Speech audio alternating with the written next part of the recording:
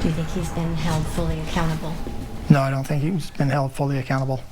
That is State Auditor John Dougal talking about a former state parks employee who was the focus of a series of 2 News investigations. You might remember the name Dan Clark, awarded paving contracts to his own company.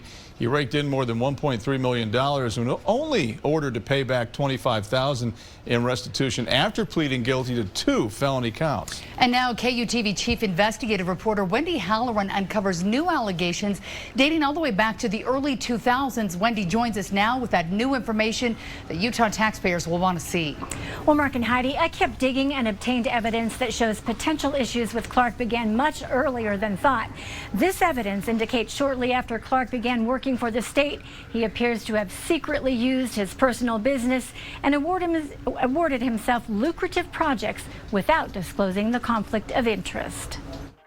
Is when it comes to these kind of procurements, we have conflict of interest laws. Before Dan Clark worked for the Division of Natural Resources, he was a capital improvement paving manager for the Division of Facilities and Construction Management, DFCM, the agency that constructs state buildings. We obtained requests Clark submitted on behalf of his company with variations of the name Colt Paving Inc.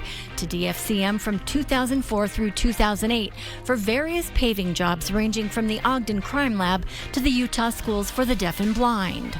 Clark was obtaining the money by submitting purchase orders to the state on behalf of his company through a process known as a direct award via purchase order, where there is no competitive bidding process. Here are some of the invoices Clark submitted with his signature on them.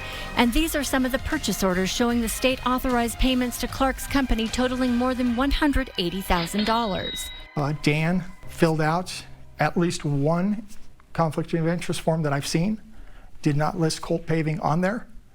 So clearly he knew of the duty to report conflicts. He filled out a form and left that company off. We obtained these conflict of interest forms Clark filled out, never indicating he had a business. What's more, DFCM says it is unable to locate any conflict of interest forms on Clark when he worked there. This email shows a special agent in the Attorney General's office who was investigating the DNR case against Clark was made aware DFCM was a potential victim. She asked for the documentation, copied her partner on the emails, and asked the director of DFCM, who raised concerns about Clark, for a written statement.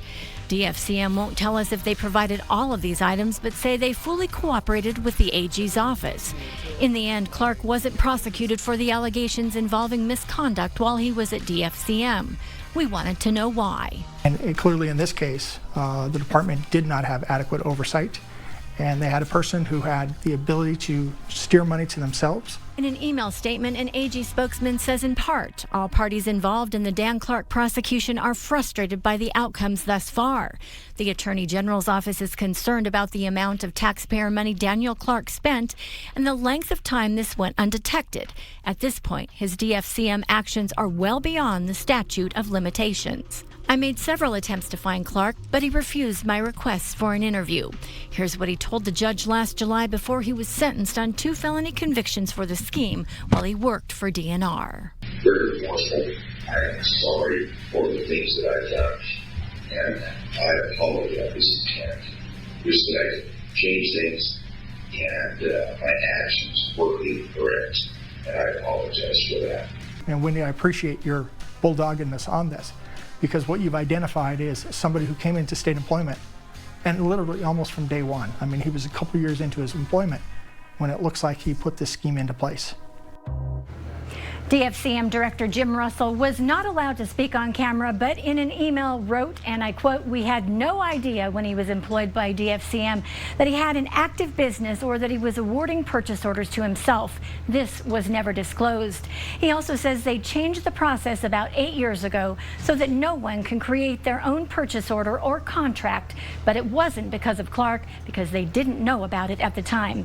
In addition, I reached out to Clark's attorney. In an email, he wrote simply, quote, "I don't have any comment." The AG's office has more to say about its frustration in the Clark case and ties it into the state's Justice Reinvestment Initiative. I have much more on this on our website, KUTV.com.